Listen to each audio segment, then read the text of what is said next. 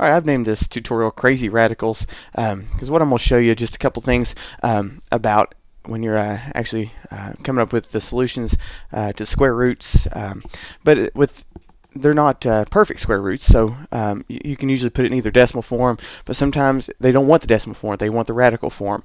So that's what I'm going to show you.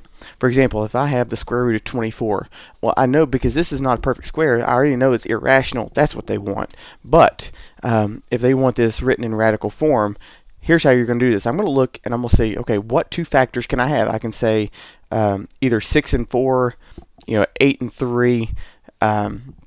So let's go with 6 and 4. So I know 6 times 4 is 24. Okay, that's just my factor down. And I'm going to continue to factor these all the way down to where they're prime. I can't go any further. So with 6, you've got 3 and 2.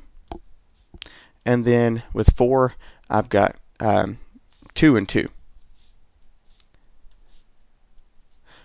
Now here's where it's going to, I can't go any further with my factoring. But here's where you're going to decide what would go on the outside and on the inside of the square root.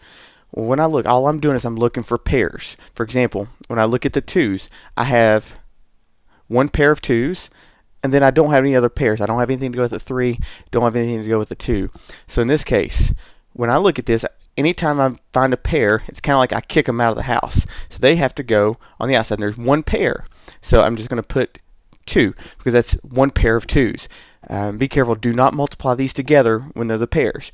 If I had two different pairs, yes, I'd multiply, but right now I am just have one pair of 2's, so the 2's will go on the outside of the radical.